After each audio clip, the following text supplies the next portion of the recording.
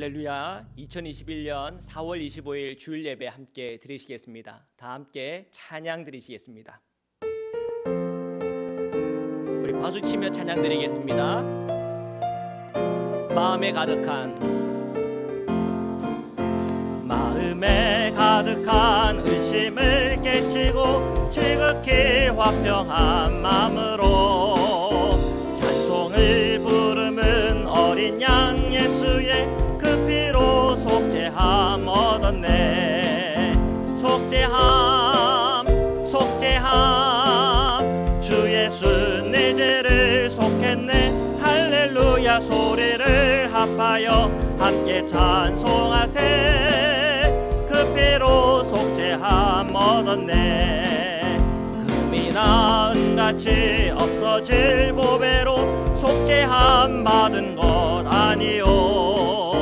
거룩한 하나님 어린 양 예수의 그 피로 속죄함 얻었네. 속죄함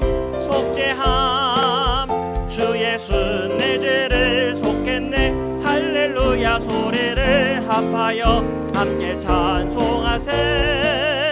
그 피로 속죄함 얻었네. 나 같은 죄인이 용서함 받아서 주 앞에 옳다함 얻음은 확실히 믿기는 어린 양 예수의 그 피로 속죄함 얻었네. 속죄함 주 예수 내 죄를 속했네. 할렐루야 소리를 합하여 함께 찬송하세. 그 피로 속죄함 얻었네. 거룩한 천국에 올라간 후에도 넘치는 은혜의 찬송을 기쁘게 부르는 어린 양 예수의 그 피로 속죄함 얻었네. 속죄함 주 예수 내 죄를 속했네. 할렐루야 소리를 합하여 함께 찬송하세. 그 피로 속죄함 얻었네. 아멘. 영광의 길로 걷기 전에 찬양 드리겠습니다. 영광의 길 너 걷기 전에 갈보리 길 너 걸으라. 내 모든 것 주께 맡긴 후 하늘 문을 바라보라. 하늘 가는 다른 길 없네. 오직 예수 오직 한 길 갈보리 길 걸어가신 주 그 길 따라 너 걸으라. 영광의 길 너 걷기 전에 갈보리 길 너 걸으라. 내 모든 것 주께 맡긴 후 하늘 문을 바라보라. 방황하는 영혼을 위해 십자가의 길이 있네. 죄에 빠진 영혼을 위해 주님께서 피 흘렸네.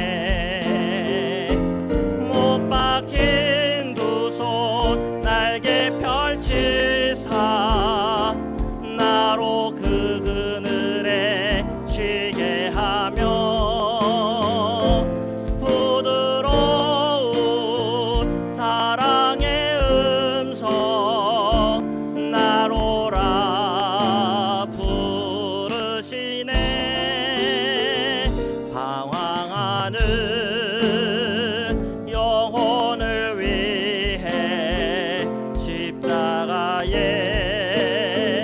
길이 있네. 죄에 빠진 영혼을 위해 주님께서 피 흘렸네. 고난의 길 앞서가신 주, 가시관에 머리 찔렸네. 그 십자가 날마다 보내. 내 모든 죄 다 씻겼네. 하늘 가는 다른 길 없네.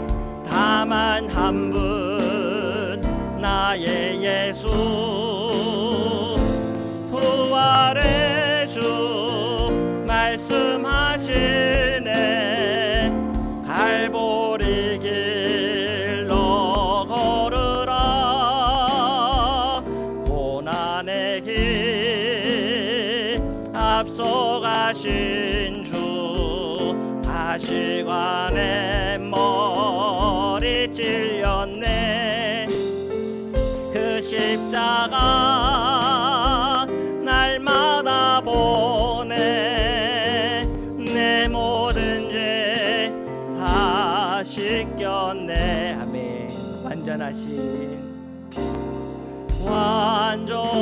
완전하신 나의 주, 의의 길로 나 인도하소서.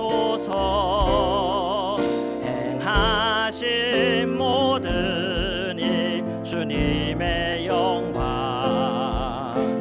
다 경배합니다.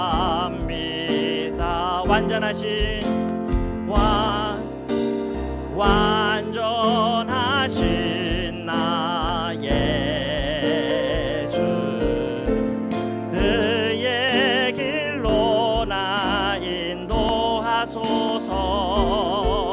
행하신 모든 일 주님의 영광 다 경배합니다. 예배합니다. 찬양합니다.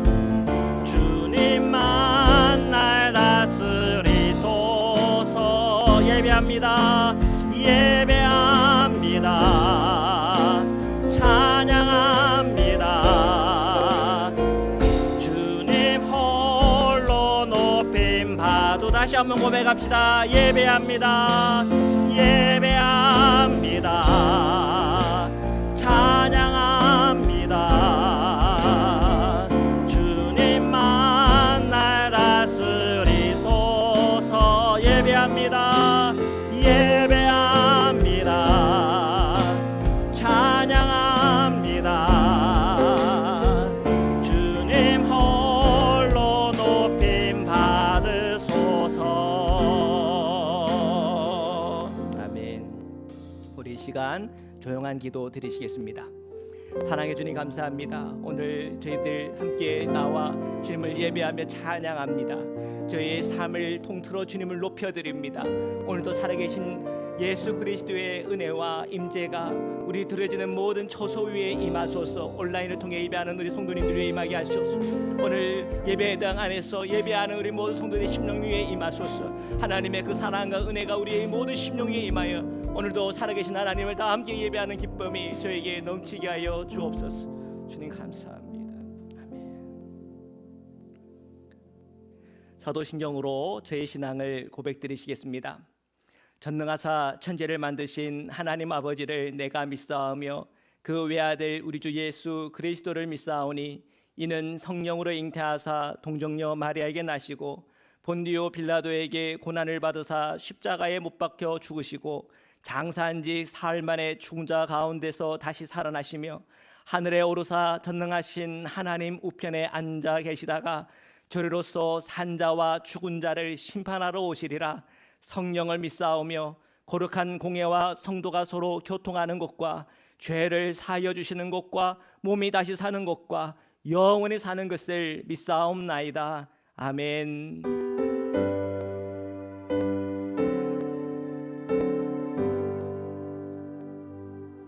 찬양 성부 성자 성령 성삼위일체께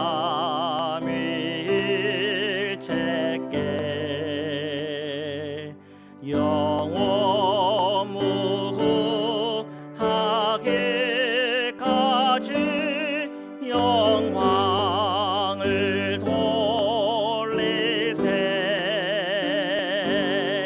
영광을 돌리세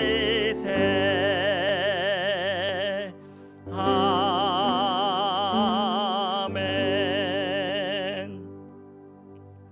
이 시간 박승규 장로님 오늘 예배 이후에 기도 인도해 주시겠습니다. 거룩하고 자비로우신 우리의 참 좋으신 하나님 아버지, 은혜와 사랑을 진심으로 감사드립니다. 귀한 주님의 날 성전과 각 처소에서 예배를 드릴 수 있게 인도하여 주신 주님, 저희들이 알게 모르게 지은 죄를 회개합니다. 주님의 십자가의 보혈로 깨끗하게 씻어주시고 정성을 다하여 드리는 이 예배를 기쁘게 받아주시고 저희에게는 생수의 강 같은 은혜가 차고 넘치는 축복을 내려주시옵소서. 우리를 고아와 같이 버려주지 않겠다고 하신 주님, 보혜사 성령님 우리 안에 임하시어 주님이 내 안에, 내가 주님 안에 있는 분명한 증거를 보게 하시고 성령님을 통하여 더 이상 세상 헛된 것에 마음을 빼앗기지 않게 하시고 예수님 한 분만으로 만족한 삶을 살게 하옵소서. 코로나로 인하여 모든 삶이 어려워지고 슬픔 당하신 분들을 위로하여 주시고 하루속히 코로나로부터 해방되게 하여 주시옵소서.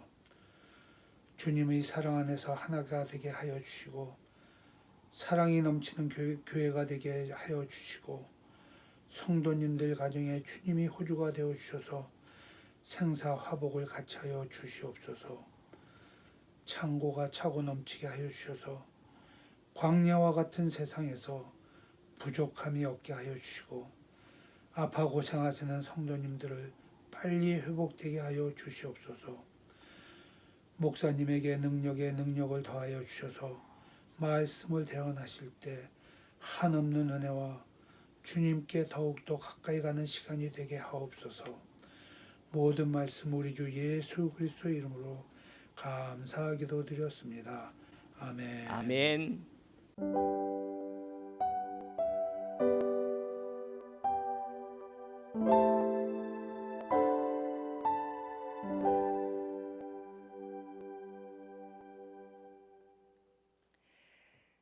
우리 하나님의 말씀을 함께 봉독하도록 하시겠습니다. 로마서 8장 18절의 말씀입니다. 시작. 생각하건대 현재의 고난은 장차 우리에게 나타날 영광과 비교할 수 없도다. 아멘. 로마서 강의 52번째 시간입니다. 현재의 고난과 나타날 영광이라는 제목 가지고 말씀을 나누려고 합니다. 오늘 저희들이 앞에서 말씀을 함께 읽었지만 오늘 살아가는 우리 그리스도인들에게 오늘 이 말씀이 우리에게 주는 굉장한 도전이 있습니다. 저는 이 도전에 관해서 여러분과 나누고 싶습니다. 그리고 이 도전 속에 오늘 우리에게 주어진 하나님의 말씀 붙잡고 살아가는 자들에게 주시는 축복을 다 누리기를 축복합니다. 오늘 말씀에 보면 현재의 고난이라고 하는 단어가 나옵니다. 당시 사도 바울이 로마에 있는 교우들에게 이 메시지를 줄 때 그들이 직면한 현재의 고난이 있었습니다. 여러분, 그 고난이 무엇이었을까요? 교회 안에서는 이런 문제가 있었어요. 히브리파 교인들이 있었는데 히브리파 교인들은 율법을 굉장히 중요시했어요. 그러니까 할례를 꼭 받아야 된다고 그러고 그래야 구원받는다고 그러고 그렇게 강조를 하다 보니까 교회 안에 술렁이는 거예요. 왜요? 거기에는 헬라인들이 있거든요. 그 헬라인에게는 이 할례라고 하는 게 굉장히 생소할 뿐 아니라 그것이 구원의 문제라고 생각하니까 굉장히 마음이 불편한 거예요. 자, 그래서 이 교회 안에서는 이 문제 때문에 혼란이 있어요. 싸움이 있어요. 자, 여러분 다 마찬가지겠지만 교회 안에서 뭐 싸움이 나면 그게 은혜가 될까요?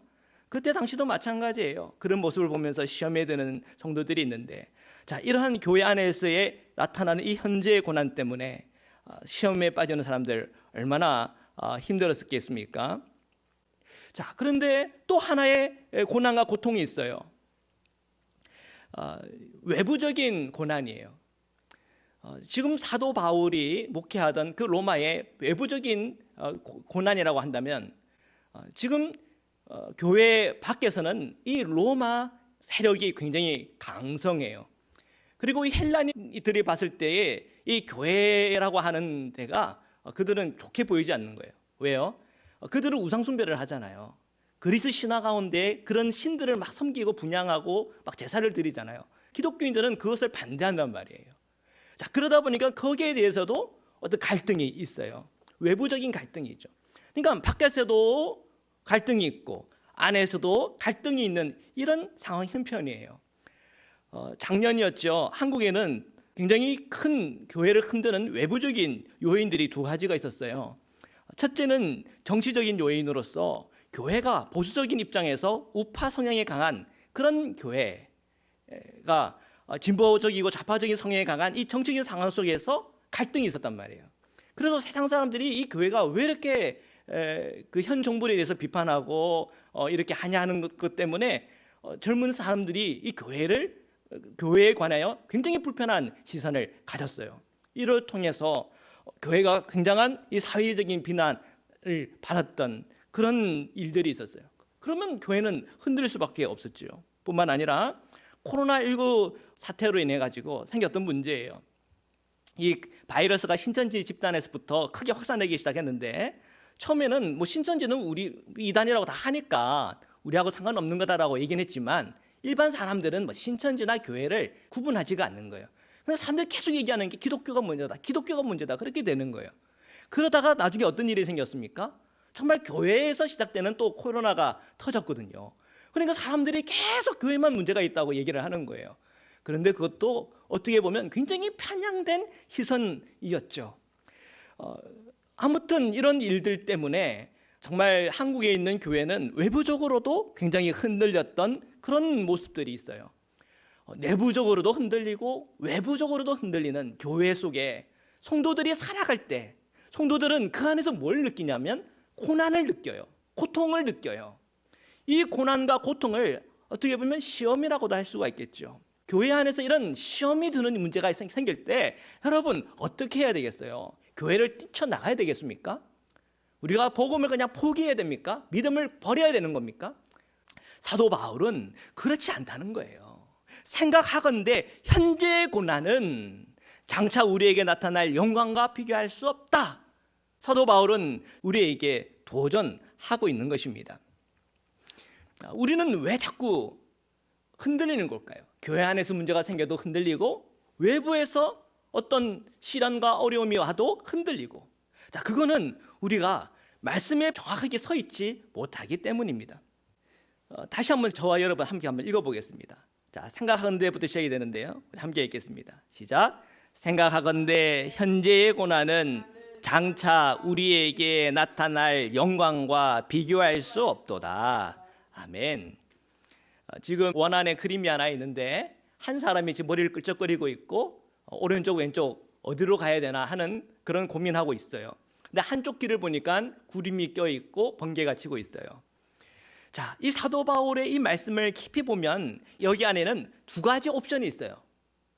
오른쪽으로 갈 것인가 왼쪽으로 갈 것인가. 자, 구름 끼고 번개 치는 길로 갈 것인가 맑고 맑은 길로 갈 것인가. 그러면서 머리를 끌적끌적거리는 거예요. 지금 현재의 고난이라는 게 있어요. 그리고 현재의 안락이라고 하는 게 있어요. 현재의 평안함, 그리고 현재의 고난. 무엇을 선택해야 되나? 자, 여러분은 무엇을 선택하겠습니까? 교회 안에서 시험이 들 때, 또는 세상에서 교회를 흔들 때 여러분은 갈팡질팡하잖아요. 그때 여러분 그 여러분의 마음을 어떻게 그 마음을 품기로 결정하겠습니까? 그리고 무엇을 선택하겠습니까?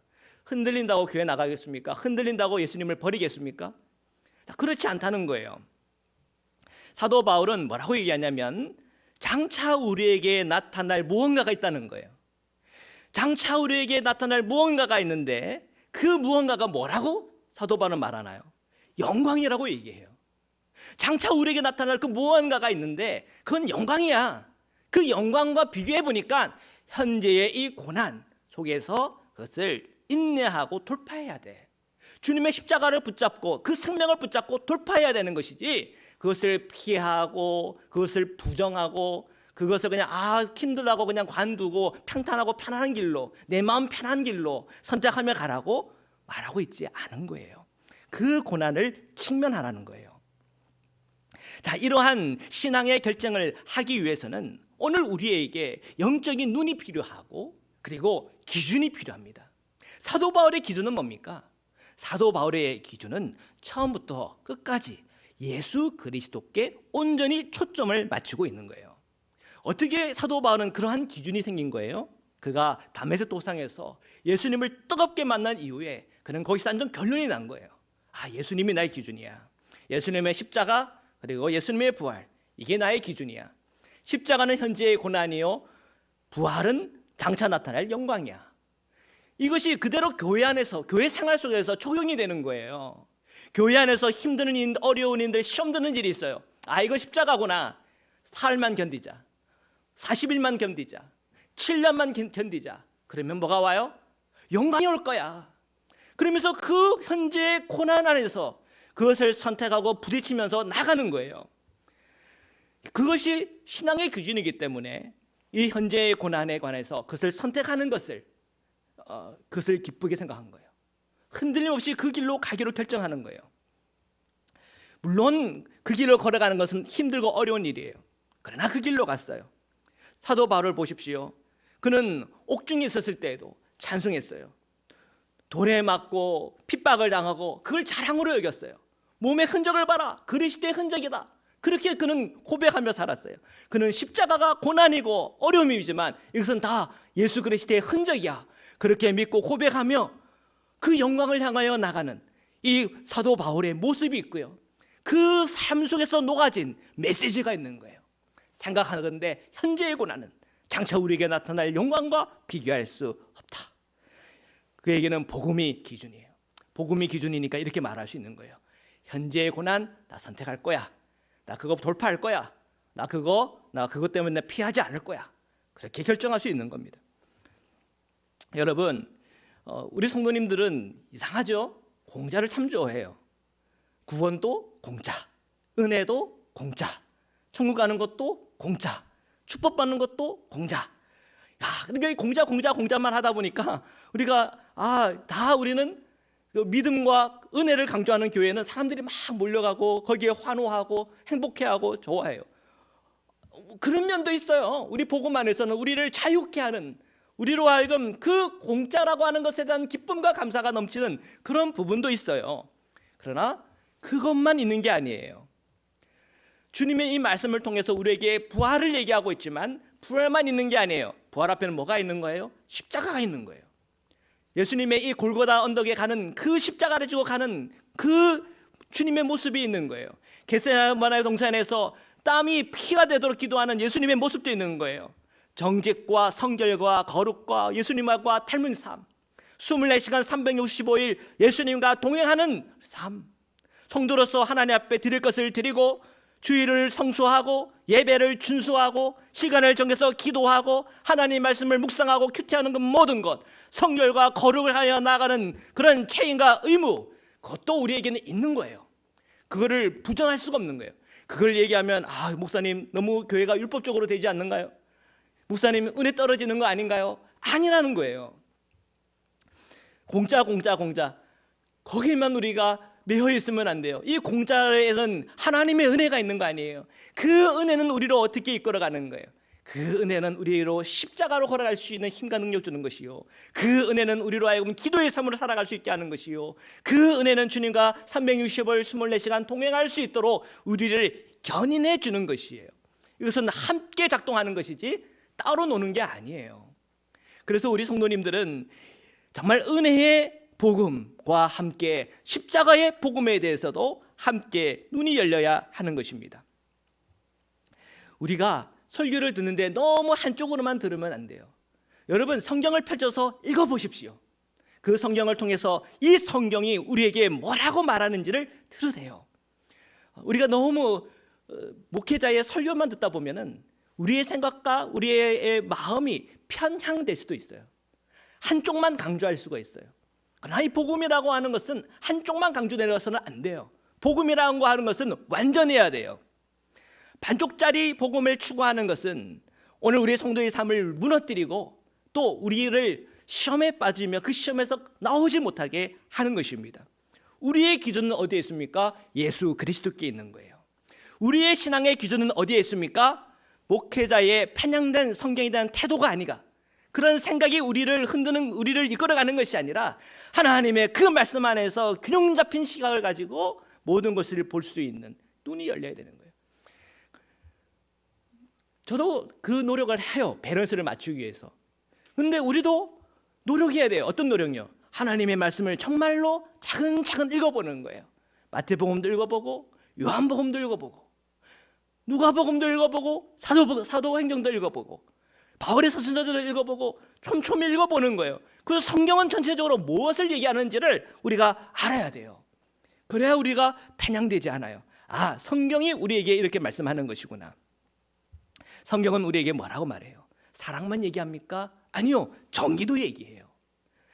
성경은 믿음만 얘기하는 겁니까? 아니요, 행위도 얘기해요. 은혜도 얘기하지만 인내도 얘기해요. 우리가 성경에 뿌리 내리는 신앙인들은 이러한 두 가지의 균형을 잘 잡아가면서 신앙생활을 해야 하는 것이에요. 우리가 한쪽만 생각하여서 너무 한쪽만 강조하다 보면 우리가 이 전체를 알지 못하기 때문에 시험에 빠지고 어려움을 헤쳐나가지 못하는 경우들이 생기는 것이에요. 이 사진이 뭔 것 같으세요? 회수권이에요. 회수권. 여러분, 회수권을 아세요? 이걸 아시는 분 나이가 다 드신 거예요. 다 이제 40살 이상 되시는 분들이 알고, 젊은 세대는 이제 이런 거 모르죠. 다 요즘은 뭐 이렇게 그 찍잖아요. 칩을 찍고 이게 타는 것 같은데, 옛날 중고등학교 다닐 때는 회수권이라고 하는 게 있었어요. 이걸 뭉탱이로 사가지고 버스 탈 때 이걸 이제 하나씩 이제 잘라가지고 내요. 근데 반 친구들 중에서는 이 회수권을 반절을 딱 잘라가지고 사람들 막 탈 때 이게 약간 꾸깃꾸깃 해가지고 이렇게 내는 사람들이 있었어요. 그러면 돼야 안 돼요? 안 되잖아요. 그건 정직한 거 아니잖아요. 그걸 우리는 뭐라고 그래요? 그거 사기치는 거 아니에요. 자, 여러분, 하나님은 반쪽을 좋아하십니까? 좋아하지 않으세요. 왜? 하나님은요, 온전하시기 때문에 그래요.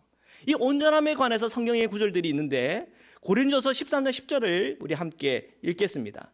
시작. 온전한 것이 올 때에는 부분적으로 하던 것이 배하리라. 아멘. 성경은 분명히 얘기해요. 이건 사도 바울이 얘기한 거예요. 온전한 것이 올 때는 부분적으로 하던 것이 패한다. 하나님은요, 온전하신 분이에요. 이 온전함이라고 하는 것, 텔레오스라고 하는 것, 완전하다는 것, 전체적이라고 하는 것이에요.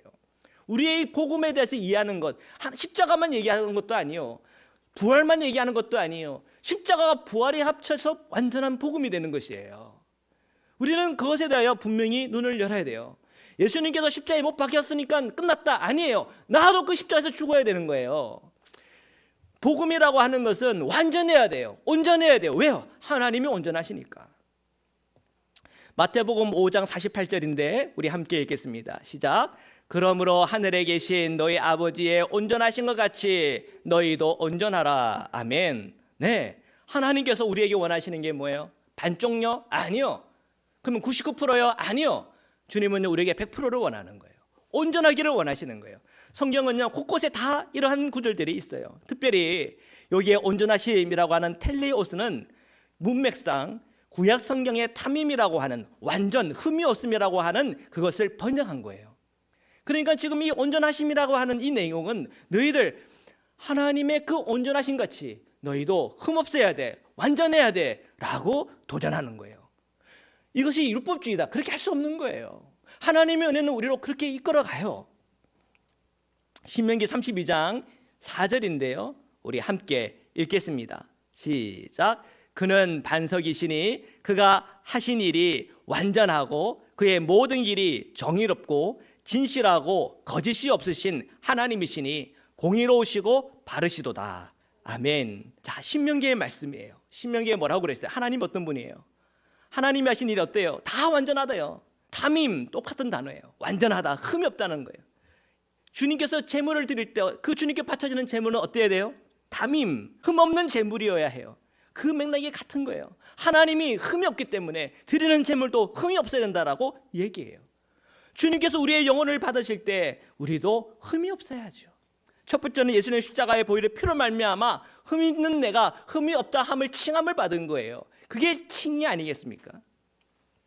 그런 칭의의 놀라운 은혜가 임하면 또한 칭의의 삶을 살아야죠. 의롭게 되어지는 삶을 살아야죠. 성화의 삶을 살아야죠. 시편 50편 2절인데요, 우리 함께 읽겠습니다. 시작. 온전히 아름다운 시온에서 하나님이 빛을 비추었도다. 아멘. 자, 온전히, 이 온전이라는 말 미크랄이라고 하는 뜻인 말인데 완전, 완벽이라는 단어예요. 이 시편 50편 2절에서만 나오는 특별한 단어인데 여기에도 완전함을 의미하는 거예요. 바로 그 완전한 아름다운 시온에 뭐가 비쳐요? 하나님이 빛을 비춘다고 그래요. 잠언 20장 7절도 한번 보겠습니다. 함께 읽겠습니다. 시작. 온전하게 행하는 자가 의인이라 그의 후손에게 복이 있느니라. 아멘. 여러분, 우리의 삶에 좀 복이 되기를 원하십니까? 우리의 삶이 온전하게 행해야 돼요. 온전하게 행하면 우리의 후손에게도 복이 있대요. 첫 번째 복은 뭐예요? 우리의 후손도 그 삶을 보고 본받는 거예요. 아, 나도 더 온전한 삶을 살아야지. 그 도전 하나가 우리 자녀들에게 잘 들어가면 그것이 또 우리 손주 손녀들에게도 흘러가는 거예요. 그러면서 그 복이 계속 흐르는 것입니다.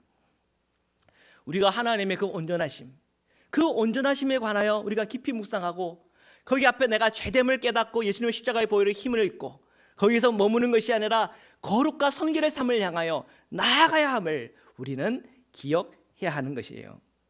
자, 한번 볼까요? 로마서 8장 18절에 뭐라고 되어 있어요? 생각하건대 현재의 고난은 장차 우리에게 나타날 영광과 비교할 수 없다 그랬잖아요. 우리가 읽은 이 말씀을 단순히 우리가 영적인 의미가 아닌 실제적인 우리의 현실의 삶에서도 한번 적용해 보고 싶어요. 코로나19가 터졌을 때 세계 경제는 마비가 됐고요, 주가는 폭락을 했고요, 가게 문을 닫았고요, 많은 사람들이 외출 제한을 받았고 또 마트는 사재기로 텅 비는 등 여러 일들이 일어났어요. 정말 멘탈 붕괴라고 하는 말이 정말 현실로 다가온 거예요. 그리고 의료 시스템의 붕괴도 있었잖아요. 수많은 기저질환자와 노인들의 사망으로 인해서 이 사회적으로 큰 슬픔이 있었어요.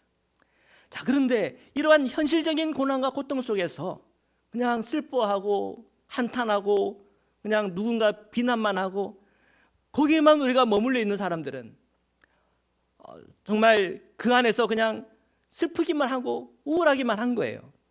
그러나 그런 가운데 이것을 기회로 삼아서 자, 이런 순간, 이 순간 우리는 뭘 해야 되나? How to live? 어떻게 살아야 되나? 하늘 앞에 기도하며 지혜를 구한 사람들은 그 안에서 다른 걸 생각하는 거예요. 남들이 생각하지 않은 것들. 그리고 제가 보니까 신문을 보니까 그때 당시에 이때가 투자의 기회다라고 했던 사람들, 그리고 이러한 순간에 뭔가 새로운 것을 도전했던 사람들, 이 순간 이때 우리의 가정을 좀 다시 회복해보자, 자녀들과 관계를 새롭게 하고 또한 부부의 관계를 새롭게 했던 사람들은 오히려 이러한 팬데믹 기간 속에서 가정이 더 튼실해지고 가족들과 관계들이 새로워지고 또 새로운 아이디어와 새로운 지혜들이 생겨나더라는 거예요. 그리고 1년이 지났어요. 1년이 지나고 보니까 그때 그냥 그 좌절감에 무너져 있던 사람들과 그때 그 순간에 뭔가를 해보려고 기도하며 나갔던 사람들의 삶이 다르더라는 거예요. 우리 성도들은요, 정말 미래를 보는 사람이에요. 지금 한순간, 지금 이 순간만 보는 것이 아니라 미래를 보는 거예요. 우리는 언제까지 봐요? 우리는 우주적 종말까지 내다보는 것 아닙니까? 가까이는 어디까지요? 역사적 종말까지 내다봐요. 더 가까이는 어디예요? 우리 인간의 이 생명의 종말까지 보는 사람들이에요. 우리 크리스찬들은 믿지 않는 사람들과 다른 점은 멀리 내다본다는 거예요. 그것이 다른 거예요. 그래서 우리는 이 미래의 영광을 보면서 현재의 고난을 인내하고 현재의 고난 속에서도 how to live를 찾으며 하나님께 기도하며 나가는 것이 성도의 삶이라는 것이에요. 하나님께서 요셉을 애굽의 총리로 만들어 주셨잖아요. 그리고 그때 당시 애굽의 바로가 꾼 꿈이 있어요. 살찐 7마리 소를 파리하게 마른 소 7마리가 그것을 잡아먹는 꿈을 꾼 거예요. 그리고 하나님께서는 이 요셉에게 그 꿈의 해석을 주셨어요. 그 해석이 뭐였어요? 7년 풍년 그리고 7년 흉년을 계시한 것이에요. 그때 어떻게 했습니까? 풍년의 때 어떻게 했어요? 아끼고 모았어요. 그리고 흉년이 들었을 때 어떻게 했어요? 사람들이 먹을 것이 없다 보니까 그때 모아놨던 거 가지고 땅도 사고 또 여러 가지 많은 사업들을 벌렸어요. 그러다 보니까 오히려 이 흉년의 때에 어떻게 됐어요? 애굽이 부강해졌어요. 이게 다 누가 하신 일이에요? 하나님이 하신 거예요. 하나님이 요셉에게 14년을 볼 수 있는 눈을 열어주신 거예요. 자, 이것을 우리 성도들에게는 안 주셨나요? 성도님들 다 하나님께서 주셨어요. 말씀을 보세요. 이 말씀은요, 오늘 우리에게 미래를 보여줘요. 물론 오늘도 보여주죠. 오늘을 보여주는 건 뭐예요? 우리의 죄에 대해서 보여줘요. 하나님의 의가 뭔지를 보여줘요. 회개하고 돌이키라고 주님 말씀하세요. 그럼 회개하고 돌이키면 되는 거예요. 그리고 미래를 보여주세요. 그 미래를 보기 때문에 오늘 내가 회개하고 돌이키면서 계속하여 어디로 가는 거예요? 성화의 방향으로 가는 거예요. 그렇게 성화의 방향으로 가다 보면요, 결국 우리의 인생과 삶이 복될 수밖에 없는 거예요. 우리의 가정, 우리의 자녀들이, 우리의 삶의 모든 영역들이 주님께서 복되게 만들어주는 거예요. 마치 하나님께서 이 애굽을 축복하여 주셔서 복되게 만든 것처럼 멀리 내다보고 오늘을 준비하고 믿음으로 살아가는 성도들은 하나님께서 이렇게 축복해 주는 거예요. 여러분, 현재 지금 미국에서는 재정 부양책을 또 이번에 내놨잖아요. 정말 우리 같은 서민들은 정말 이런 발표들이 나올 때마다 마음에 이렇게 들떠요. 또 반갑기도 하고. 근데 우리는 생각해야 돼요. 이렇게 부양책들이 나올 때마다 우리는 어떤 느낌이냐? 풍년이다 이런 생각이 들 수 있어요. 요즘 TV나 뉴스에는 이제 앞으로 우리 소비자들은 보복 소비를 하게 될 것이다, 이런 얘기도 막 얘기가 나와요. 세상에 이 시장에 관련돼서 많은 기대감으로 차 있어요. 자, 이러한 상황 속에 우리 성도님들은요, 뭐 해야 될까요? 분별해야 돼요. 여러분, 풍년이 지나면 뭐가 왔어요? 흉년이 왔단 말이에요. 우리는 멀리 내다봐야 돼요. 로마서 8장 18절인데 다시 한번 우리가 이 말씀을 한번 상고해보겠습니다. 읽겠습니다. 시작. 생각하건대 현재의 고난은 장차 우리에게 나타날 영광과 비교할 수 없도다. 아멘. 자, 여러분, 이 말씀을 우리가 영적으로도 적용해보지만 우리의 실생활에서도 한번 적용해보시기를 바라요. 우리 현재 생활 속에서 고난 그리고 안락, 즐거움, 이 둘 중에 하나 선택해야 돼요. 야, 우리 풍년이다, 무조건 즐기고 안락을 누리자. 아니요, 이때에도 아끼고 일하고 지혜롭게 우리의 재정을 사용하고 하는 일들이 필요해요. 왜? 우리는 멀리 되다 보니까. 어떤 사람은 보복 소비를 하고 싶은 그런 마음들이 막 충동들이 일어나요. 그러나 지혜로운 사람은 흉년을 대비하여 이런 마음을 한 반으로만 줄여야지, 그렇게만 해도 삶이 달라지는 거예요. 이것이 절제고요. 그리고 이것이 우리가 주님 안에서 분별하는 것입니다. 자, 여러분 오해하지 마세요. 저 여행 계획 잡았는데요, 그거 당장 취소하라는 얘기 아니에요. 우리가 이럴 때일수록 더 분별하자는 거예요. 우리가 미래를 준비해야 된다는 것을 말씀드리는 거예요. 영적으로나 우리가 현실의 삶에 있어서 더 좋은 영광, 그것을 바라보는 영적인 눈이 열려야 된다는 거예요. 뿐만 아니라 이 시대와 이 세상을 바라볼 수 있는, 그 미래를 바라볼 수 있는 그 눈도 함께 열려야 된다는 거예요. 기독교의 정신과 영성은 그저 버는 대로 쓰고 충동대로 이 세상을 살아가라고 가르치지 않아요. 이건 성경적인 가르침이 아니에요. 잠언 6장 6절인데요, 우리 함께 읽겠습니다. 시작. 게으른 자여 개미에게 가서 그가 하는 것을 보고 지혜를 얻어라. 아멘. 잠언에서는 개미에게 가서 배우라잖아요. 미래를 위해서 오늘의 게으름, 오늘의 안락함을 버리라는 거예요. 자, 이것이 고난일 수 있겠습니다. 그러나 미래의 영광을 안다면 이 말씀이 내게 떡이구나, 이 말씀이 내게 축복이구나 깨닫게 되는 거예요. 존 웨슬리 목사님은 이런 말씀을 했어요. 자, 첫 번째, 가능한 많이 벌어라. Gain all you can. 두 번째, 할 수 있는 대로 저축해라. Save all you can. 할 수 있는 대로 베풀어라. Give all you can. 이건 다 뭘 얘기하는 거예요? 우리가 이 세상 안에서 살아갈 때 부지런하고 저축하고, 그리고 우리가 재정들이 풍성해지면 열심히 베풀고, 그러한 삶을 살면 얼마나 균형 잡힌 삶이 되겠어요.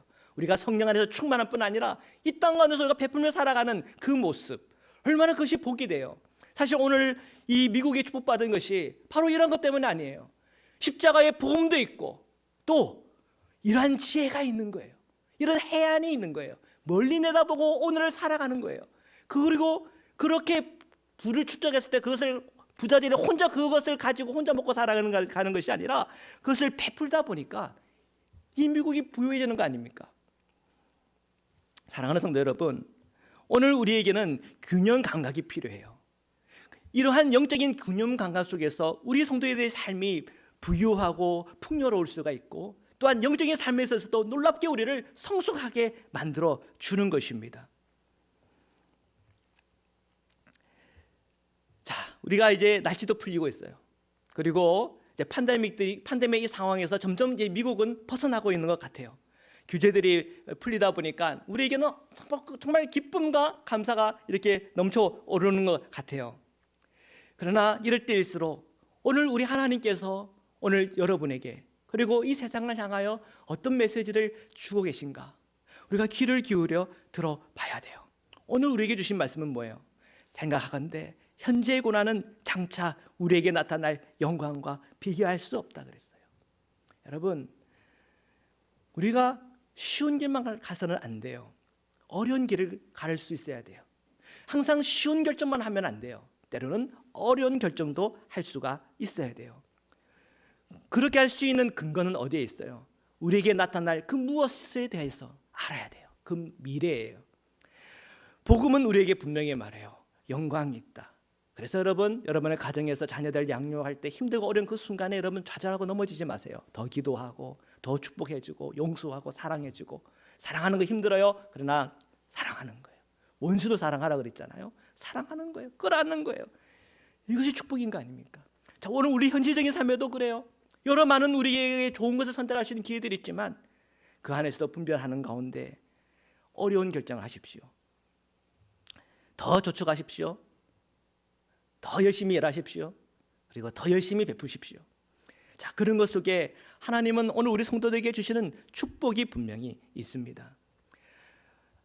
걸어가신 하나님의 그 사랑과 은혜가 우리 성도님들에게 임하고 지혜로 임하고, 또한 영적인 눈을 활짝 열어주셔서 오늘도 예수님의 그 십자가의 길, 생명의 길을 함께 걸어가며, 또한 이 세상을 살아갈 때에 정말 우리가 이 성경의 지혜 안에서 행할 때 주시는 주님의 은혜와 복이 저와 여러분에게 충만하시기를 주님의 이름으로 축원합니다. 말씀으로 기도드리시겠습니다. 사랑의 주님, 감사합니다. 오늘 우리 현재의 고난, 그 현재의 고난을 저희들이 선택하고 인내하고, 또한 그 고난의 순간에 기도하고 분별하며 나아가기를 원합니다. 우리가 이 선택을 잘못함으로 말미암아 지금 당장은 편안하고 즐겁고 쾌감이 있지만 그것으로 인해 내가 주님과 멀어지고 또한 내 삶이 더 나락으로 떨어지는 일이 없기를 원합니다. 주님께서 항상 저희 성도님들을 분별하게 해주시고, 저희가 이 땅을 향하여 정말 주님의 마음을 품고 미국을 위해 기도하게 하며 교회를 위해 기도하게 하시며, 또한 저희의 가정과 삶과 우리의 모든 것을 두고 기도하면서 분별하며 나아갈 수 있도록 저희 성도님들을 축복하소서. 하나님, 저희들이 정말 이 현재의 이 고난에 우리가 넘어지거나 무너지지 않게 하시고, 우리가 되어질 주님의 그 영광 바라보며 예수 그리스도를 기준 삼아 살아가는 그 기쁨과 은혜와 능력이 오늘 저에게 충만하게 하여 주옵소서. 거룩하신 예수 그리스도의 이름으로 기도드립니다. 아멘. 우리 함께 봉헌 찬양 드리시겠습니다.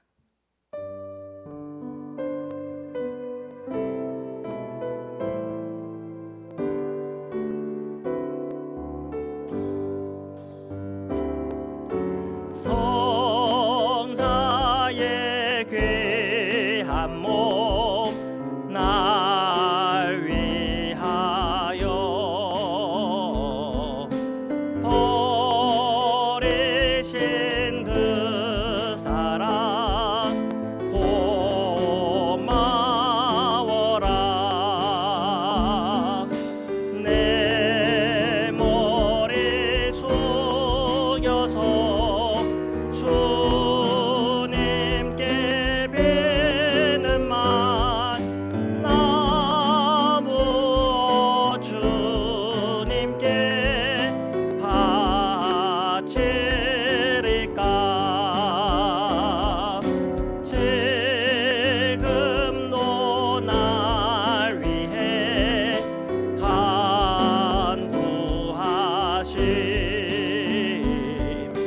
이 옅은 믿음이 하옵나니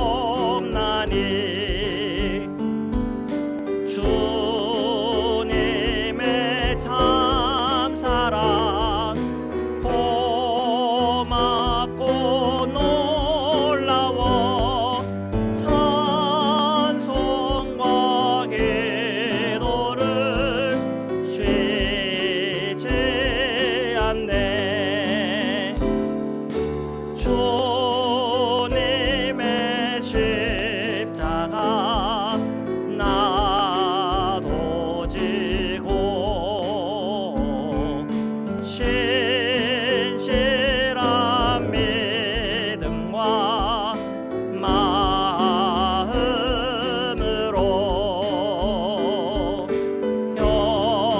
형제의 사랑과 친절한 위로를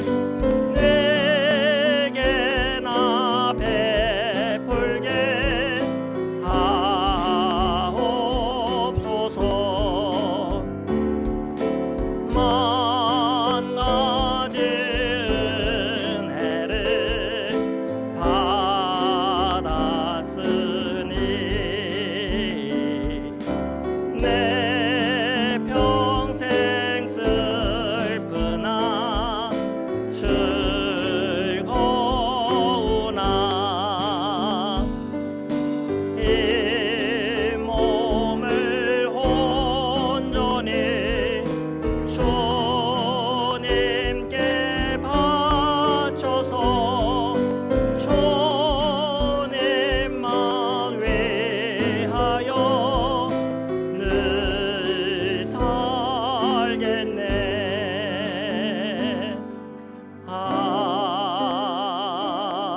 아멘. 거룩하신 하나님, 오늘 이 시간 주님 앞에 예물을 드립니다. 주님께서 이 예물을 흠양하여 주옵소서. 저희들 드린 손길이 주님 안에 복이 되게 하시고 이 예물이 쓰여지는 곳곳마다 하나님의 사랑과 정의가 실현되어지며 주님의 복음이 전파되어지며 주님의 나라에 확장되는 일에 귀히 쓰임받게 하여 주옵소서. 저희들의 자녀들이 주님 안에 잘 되기를 원합니다. 복되기를 원합니다. 지혜 있기를 원합니다. 저희 성도님들이 오늘 이 시대를 잘 분별해서 이 시대 속에서 승리자가 되어지기를 원합니다. 영적으로 부유해지기를 원합니다. 예수 그리스도의 십자가의 능력과 사랑을 체험하며 경험하며 이 땅에서 복받기를 원하오니 하나님의 은혜와 복이 오늘 예배하는 모든 성도님들에게 임하게 하여 주옵소서. 거룩하신 예수 그리스도의 이름으로 기도드립니다. 아멘. 우리 평안의 인사의 광고에 말씀드리겠습니다. 서로 인사하겠습니다. 사랑합니다. 축복합니다. 네. 광고에 말씀드리겠습니다. 현재 앵커리지는 10만 명당 21명 확진자들이 평균적으로 나오고 있어요. 지난주보다 비교했을 때 한 2명 정도가 줄었는데요. 계속 좀 줄어들기를 위해 기도 부탁을 드립니다.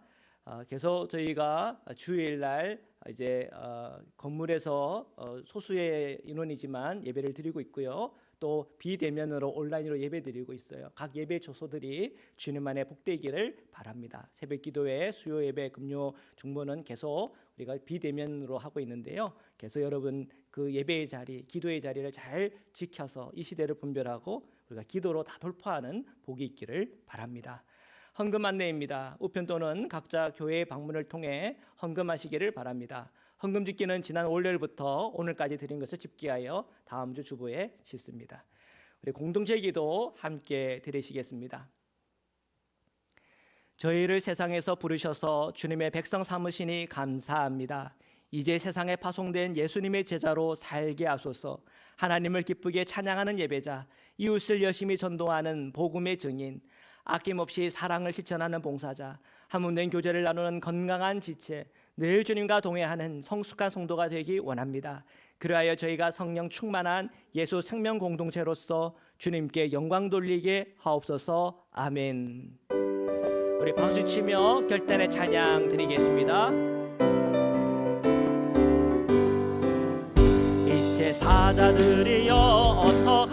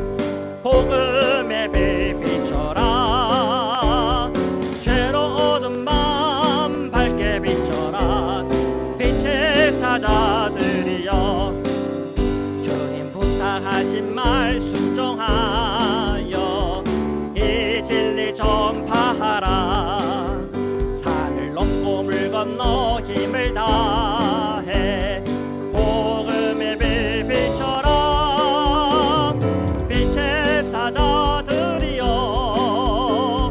복음의 빛 비춰라 죄로운 맘 밝게 비춰라 빛의 사자들이여 동서남북 어디나 땅끝까지 주님만 의지하고 눈 어두워 못 보는 백성에게 복음의 빛 비춰라 빛의 사자들이여 복음의 빛 비춰라 죄로운 맘 밝게 비춰라 빛의 사자들이여.